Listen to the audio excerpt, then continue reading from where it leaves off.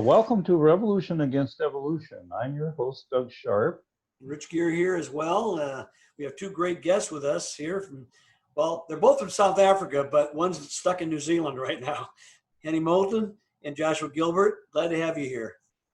I will say good morning from That's correct. And I'll say almost good night or good evening from South Africa. Wow. Joshua and Henny were our hosts in South Africa a couple of times. One was in the year 2005, and then the second time we were in South Africa was 2012. And we really enjoyed both of the times that we were there. Joshua, both of you guys had us very busy speaking in different churches and talking about creation and evolution. But I think one of the highlights of our first trip was with you, Henny, and your cohort, Koos van der Westhuizen, who took us out to Kruger National Park. And we had, I think, 3 wonderful days viewing the wildlife in Kruger Park. Henny, what was one of the more memorable things that you might have had from that trip, besides breaking down on the freeway? Must I not speak about that one, because that was really bad. my Volkswagen Combi breaking down. And yes, but apart from that, no, it was, well, I refer to the impalas that we told you guys that they're very rare. Yeah. And then you took a lot of videos, and when we saw in like 10 minutes the 4th group of impalas, you started to doubt our story, and then you later discovered that they are the most the most the biggest. You got us good, Henny. Really in the Kruger Park. You got us good. You suckered us. We fell right into the trap, you know. Yeah, after 10 minutes of shooting hundreds and hundreds of impalas, we figured these are not rare, you know. And the laugh started coming out. Yep, it was funny. Yeah, if we had realized what rascals you South Africans were, I don't know if we would have come. Oh no, we would have come. Yeah, we would have come.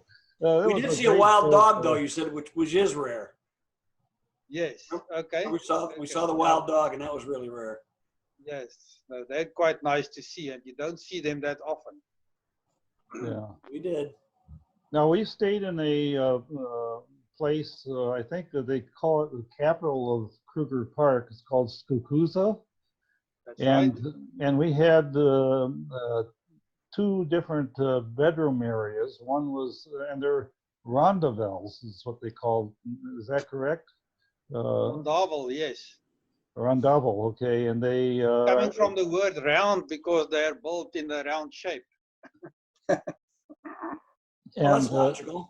And they were connected together with a kitchen area, and then it was really nice that you had a braai area in the back of the accommodations, and so one of my memories was that of Koos. I think he was cooking ostrich on the braai, and also he was toasting some biscuits and putting the chutney on them. That was one of my memories of our meals that we had at Skukuza. Okay, this is a South African typical breakfast. It comes from the days when our forefathers had to travel inland by ox wagon, and they needed some food that will stay fresh for long times in the heat. And it's basically all dried food. It's dried meat, and it is a baked biscuit which you call a rusk. It's also dry, and you dip it in your coffee and you eat it with the dried meat. And that was sort of like our place where we did our trips from. And I remember there was one trip from there that we took. It was along the Sabi River, and it took us down to a rest stop. I think it's called Nakulu, and that's where we got out, and they had a little vending stand there, and we were watching the monkeys. Monkeys came down and swooped down and got somebody's lunch, and were eating them up in the trees. Remember that, Rich? I do. I also remember went through Kruger National Park when we were kind of like hemmed in by African elephants on the one was behind us, and there was one like in front of us or something, and we were kind of in the middle. We couldn't go anywhere. And it was like, well, better be good because they could be kind of mean. So that's a memory I had. Of course, I was out trying to shoot elephants, with my camera then. Anyway, remember that, Doug? Got outside and was shooting the elephants out there, and then I think the hyenas were around, but we didn't see them. But actually there was one in a parking lot. There was some parking lot. Remember that, Doug? There was a hyena. Oh yeah, there was a hyena. This is just at dusk, and we were just entering the park, and you got out of the car and ran down to the bridge, and I had to figure out, well, do I chase after him? Do I yell? Because the elephants were just down below the bridge, and that's not necessarily a recommended thing to do. Apparently not. I didn't know that at the time. I just knew it was a good shot, But I also remember with Josh, we went out to the beach that one time and got a crab out there. It was great. I remember that. We had a lot of memories on there. A lot of just hanging out with you guys was just a great thing. I guess, of course, my thing is going to all the different places and speaking and meeting all the different pastors and teachers and just different, and even the schools we went into and different things. It was a lot of fun and quite eye opening the first time, especially since I was quite shocked or amazed. Josh, you and Henny, you guys are quite up on the creation stuff, but nobody else was. And you had mentioned before they kind of open up to the fact that if you have death before Adam, you're in trouble. None of those theories, the gap theory, which they're very fond of in your area, Josh, they were not very. They realized it was an impasse. It didn't really work very well. And we didn't have a creation speaker for quite a while now. So I'm sure if you all came back, we could get into quite a few churches, much more than before. Okay. All right. Well, that's good. I want to apologize. As a speaker from America came many years ago, and I had so many meetings for him. He called me, hey, you are Pharaoh, you're a slave driver. And I told him, no.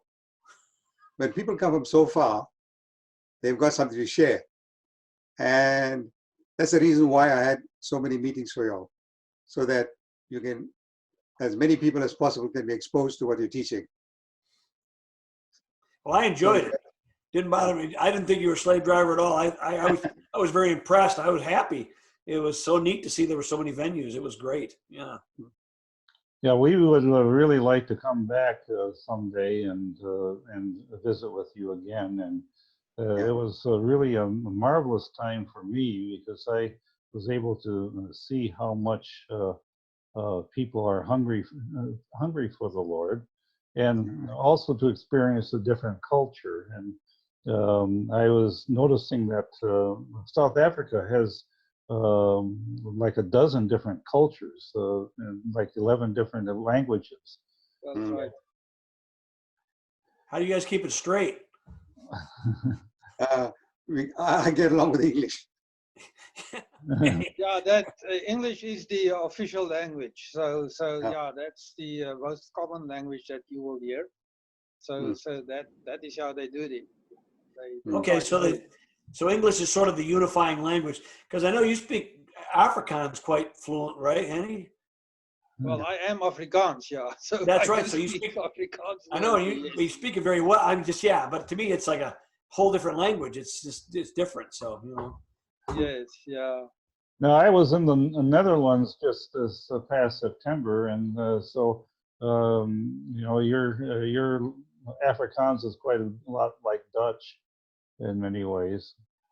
Yes, it's really coming from Dutch, so we can follow Dutch people when they speak, but we must listen carefully. So often you will find that even Dutch people and Afrikaans people will speak English to one another. Getting back to Kruger Park, one of my fond memories of that trip was also taking that road to Lower Sabi. And that's a rest camp, just like the Skukuza is, but has a looked like a fairly good-sized lake or a pond. It's somewhere between a pond and the lake, and we were parked there watching the hippos and the crocodiles. I think that we counted about a dozen crocodiles on the side of the banks, and then there's these hippos going in and out of the water, some of them chasing the warthogs. But I think if we had gotten out of the car and started disturbing some of the wildlife there, it might not have been very good for us. Yeah, the hippos can be very dangerous. One must be careful of them. You will have time to get away from the crocodiles as long as you don't go into the water, of course. Yeah. But yeah, you know, even between the crocodiles and the hippos, there can be quite some, you know, they try to, well, the hippos will often chase away the crocodiles. And when the hippos are young, the crocodiles will try to catch them. So they're not very good friends. Yeah. But they're often found, even though they're often found in the same sort of big dam or pool or whatever. Yeah, we were noticing that. I was just curious. I wonder if that's where Disney got his inspiration. Remember the movie Fantasia? Way back in the 40s, you got the hippos dancing with the crocodiles. Oh, yeah. They don't really do that in real life, obviously, but it was an old cartoon that it was done out in 1940 or something like that. But it's the hippos dancing with the crocodile. I never forgot that. And then we drove up, we saw them, and they're just, so they do like to hang out with each other for some reason, or they're in the same spot. Maybe because the crocodile is looking for a young dinner, and maybe because of water, because they both like the water, obviously. You know. That's of course, yeah. Now, do you remember this, Henny? A kudu. Yes. We were almost up next to that creature. Yes. Okay. Yeah. Yeah. They're magnificent. Those horns are great. People hunt those creatures or not? They do. Yes. Yeah. It So can make. Yeah, if you like that sort of thing, it can make a nice trophy, of course, on the wall. But it's well, I mean, but can you eat it's like part of the deer family, right? Say again. It's part of the deer family, correct? Is it part of the deer family? Yes. Yes. So you can eat them. Yes. Yeah. You can. Yeah. Okay. Yeah. You can eat kudu meat. Yes. Yeah. Well, I think that when we were there the second time, Balka gave us some jerky made from kudu, and it was pretty tough. Yeah, but it tasted better. Yeah, but jerky's always tough. It tasted good though, I remember. So we don't want your listeners to think that we got wild animals roaming all over South Africa. That's it. Well, no, yeah, no. This was a park we saw. But you could see a lot of wildlife. Of course, out here, you know, we have white-tailed deer and fox, and you know, they're not quite as spectacular as what you got down there. But we don't have big elephants running around wild. That's for sure. You know. But even there, the elephants are kind of contained pretty much. They're like that Kruger National Park they were in, and I guess they're in other places as well. But they're not all over the place. You know. Now, I remember when the first time that we came, you took us to a place called the Dlinza Forest. Right, yeah. And that was in Eshowe. That was north of Durban, up the coastline. And I really found that place quite fascinating because from what I understand, are some creatures there that are endemic to that particular park. And who was the fellow that we visited? I think his name was Dennis. Dennis, yeah, Dennis. Dennis Ayakada. Yes, that's the fellow, and he was the one who actually built that particular structure that you could go up into the crown of the trees, and you can see all the different vegetation from way up above.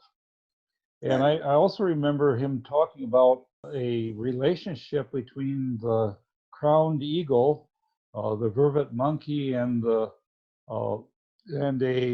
existence of a ground bird. I forget the name of it.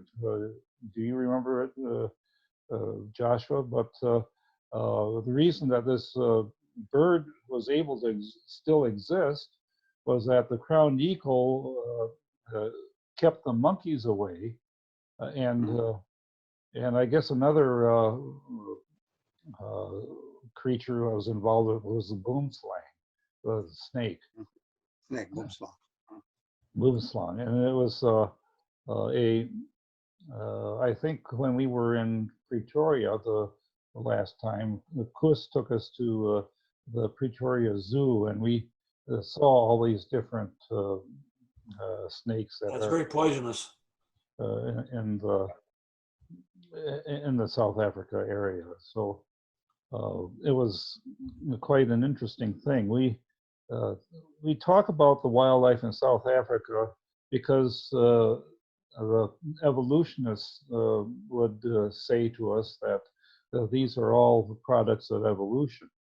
But you see so much differences between the different kinds of creatures. You have certainly you have a lot of different kinds of antelope, like the duiker and the impala, the kudu, and all those types of antelope. They have some similarities and a lot of differences. Right. But if you get something like a giraffe is pretty unique in its particular way it with this long neck, and you have a lot of specialized features with the giraffe's neck that enables it to function, whereas and you have to then map out a strategy of changing a okapi, I think is the name of what Copy, yeah. A copy is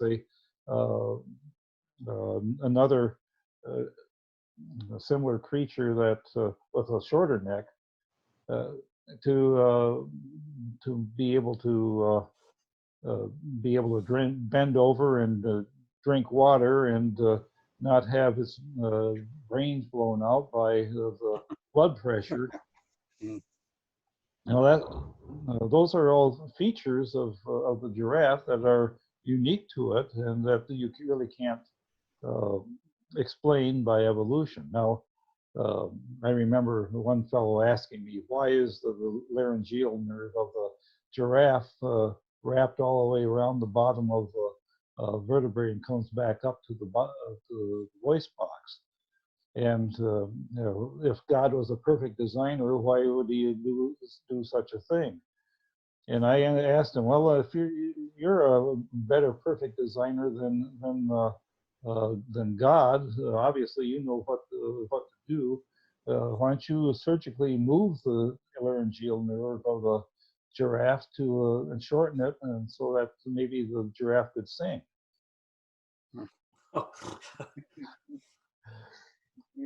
So those are certain things that remind us of what the kinds of things that we have seen in South Africa that were pretty unique. Well, Doug, are you going to talk about the Sterkfontein Caves at all? Because that's pretty spectacular. It's a tribute to evolutionism. Okay, it really is. But we first went there we went there in it was 2005. It was very primitive. It wasn't really fancy at all. You could see stuff kind of sitting in, like, there's a little display case. It wasn't even, it was outdoors. I remember this one thing, and they were showing the different pots, which hadn't changed in how many years, Doug? It was like hundreds of thousands of years between the beginning of change and the other one, or thousands and thousands of years anyway. And but by the time we came in 2012, it had gotten really a lot more notoriety. And yet the biggest thing to me, and Doug, I remember there was a young woman, oh, this is so great, just it's up to proves evolution or something. And you just flat out goes, if anything, it does the opposite. Or you just said very, very, very, very nicely, well, that's not true. Just the way you say things, because when we went in there, there was a cave there at the Sterkfontein Caves, where the Australopithecines, had fallen through, and one called Littlefoot had died there in the cave. And I was fascinated with the fact that the feet on these Australopithecines were more arboreal than modern chimpanzees. They were more tree. And yet this is what's supposedly the origin of the human species. This is the Australopithecine creature, which supposedly was developing human hands and feet. And we have got museums here that still have the reconstructions based with human hands and feet. The Tanzania footprints, you guys are all aware of that. They put the human footprints with the Australopithecine, and yet we now know the Australopithecines do not have human hands and feet. Yet they still hold on to the reconstructions. I know they're expensive, but still, when you're indoctrinating people in falsity, and it's become so obvious. And I think the Sterkfontein Caves were one of the best things. I mean, I love seeing all the wildlife. Love doing all, but that to me was spectacular. And I'm looking at all these missing links they got in the museum. Henny, you've been there to the Sterkfontein Cave Museum? Yes, I've been there. Yeah. And so have you been but you have not been to the cave. I haven't been to the caves, Yeah. only to the museum. Yeah. But the museum says all you need to say. I mean, the caves are neat. I love going to caves anyway. But, and they could show you where Littlefoot was found and all that kind of stuff. But I thought, interestingly, the human hand, the hands and feet were not human at all. And yet, so now they've kind of, I don't know, they're all scrambling and trying to backtrack what they're doing. You had one branch, they go into different ones, but now you got a bunch of little bushes, because nothing's lining up right, because it doesn't line up right. It's more like the creationist viewpoint, where you have certain kinds, and then from those you can branch out, but they're all based on the same initial information. On some either deleting or reshuffling what's already there. You're not getting new things. But the Sterkfontein Caves I thought was a very highlight of my going down there. I went, and it was a big thing. I'm talking about outside of actually speaking to the people. To me, that's the biggest highlight, to be honest with you. I love being able to talk to the groups, connecting up with the South African creation people. It was to me great. But outside of that, Sterkfontein Caves, I love it when they give you the ammunition for the creationist. I love that better than anything else. When they actually give you food to take them apart with, because it's great, because they've done it. They don't realize it. They got all these missing links up there, and there's gaps between the dioramas and the graphics and stuff inside there. And they're really slickly done, really good. Yes. I can just mention a quick thing. They've recently published in the Science Journal now the oldest Homo erectus fossil that they found there in the region of Sterkfontein. And it's supposedly 2.04 to 1.95 million years ago, the age of that. And that's now older than the previous fourth oldest Homo erectus, which is from Georgia, which is between Europe and Asia, next to the Black Sea, which is supposed to be 1.8 million. So, yes. So that's now the latest sort of discovery that is discussed in the Science Journal in beginning of the year or so. I didn't see the article itself in the Science Journal, but I saw the write-up on the South African side in the papers on that fossil. So that's the sort of latest discovery. Yeah, that was different than the ones they found in the caves down there as well. I think was it called Homo nadeli or something like that? Naledi. Nadeli. Okay. I think it's Naledi. I think that one is supposed to be a Strelopithecine, yeah, if I remember correctly. But yeah, these were not found in those caves. It were found at some other site, but close by to the Sterkfontein Caves. But it's not in the caves themselves. It's another site. Well, we have plenty of information about this. I have a video that was done by a friend of ours, Helmut Welt, who has done some research on the various ape-man fossils, and those of you who are watching this program can take a look at various creationist videos that we've done, which explain these long age dates and millions of years in terms of the biblical record, which we don't believe in these millions of years. And just to correct you, Rich, what I talked to that young lady at Sterkfontein about was she had mentioned that the chimps and humans had 98%. That's what it was. That's right. You're right. I remember that. Yep. And so I corrected her on that and told her no, you have real old information that no longer is the case. Well, I think that we have run out of time, or we're over time, so we'll see you next time on Revolution Against Evolution. We hope you enjoyed our show. What you would. Look at that thing. Oh, it's weird. And look, it has kind of like a, reminds you of our own homegrown bird. It's way different, but it looks like a turkey. Yeah. You know, with the look at that thing. Yeah. There's one over here too. Yeah, you can see right through. There he is. Big.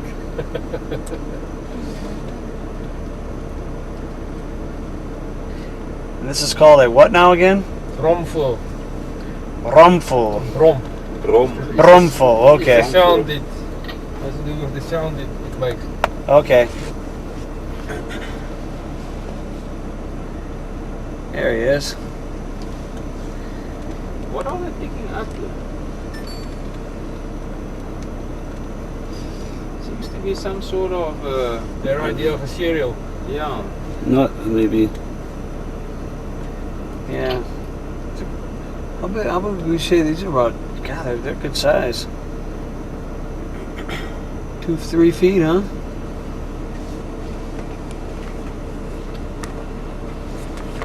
No, it's smaller than 3 feet. It's not 3 feet. Well, yeah, I'm talking about the end of his tail feathers too. Okay. It's pretty good size. It's a good size. Yeah. I've never seen them flown, Amy. Yeah, but I'm sure they can. Yeah, I'm sure they can.